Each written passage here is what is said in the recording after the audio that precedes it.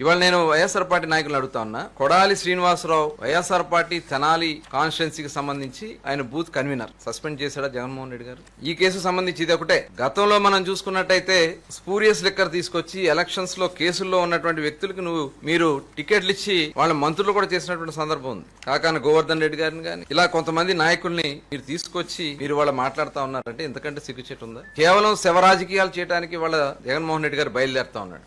ఆయన జీవితమే శవయాత్రతో స్టార్ట్ అయింది. తండ్రి రాజశేఖర రెడ్డి గారు చనిపోతే ఆ రోజున చూసాం సంతకాల సేకరణ చేసుకుని ముఖ్యమంత్రి అవడం కోసం సంతకాల సేకరణ. తర్వాత ఎవరు ఎట్లా చనిపోయినా 600 మంది కేవలం తండ్రి గారి మరణం తట్టుకోలేక చచ్చిపోయారని చెప్పి ఓదార్పు యాత్రతో పేరుతో రాష్ట్రం అంతా శవరాజకీయం చేసి ఇవాళ కూడా ఫేక్ వార్తలు ప్రచారం చేస్తా ఉన్నారు. ఇవాళ ఆయన మాట్లాడుతా ఉన్నాడు ప్రతి 3 బాటిల్కి 1 బాటిల్ స్పూరియస్ లిక్కర్ ఉందని చెప్పి మాట్లాడుతా ఉన్నారు. ఎస్ రండి జగన్మోహన్ రెడ్డి గారు, మీరు చెప్తున్నారు కాబట్టి రండి, ఎక్కడుందో చెప్పండి. ఎన్ఫోర్స్మెంట్ విభాగం సిద్ధంగా ఉంది, ప్రభుత్వం సిద్ధంగా ఉంది. ఇలాంటిది ఎక్కడున్నా సరే యాక్షన్స్ తీసుకోవడానికి సిద్ధంగా ఉంది. ప్రూవ్ చేయకపోతే ఖచ్చితంగా దీని మీద విచారణకి ఎదుర్కోవడానికి మీరు సిద్ధంగా ఉన్నారని చెప్పి నేను అడుగుతా ఉన్నా. ఫేక్ ప్రచారాలు చేసి ప్రజల్లో భయభ్రాంతులు సృష్టించాలని మీరు ప్రయత్నం చేస్తున్నటువంటి విధానాన్ని చూస్తే ఎంత దుర్మార్గమైనటువంటి ఆలోచనతో జగన్మోహన్ రెడ్డి గారు ఉన్నారనే దానికి ఇదే ఒక నిదర్శనం. ఇదే కాదు, మీరు టెలికాన్ఫరెన్స్ లో పెట్టి మీ నాయకులకి ఎవరు ఎలా చనిపోయినా దీంతోనే లింక్ చేయండి అని చెప్పి ఇవాళ మీరు ఒక 4 మీ సోషల్ మీడియాలో మీ పేపర్లో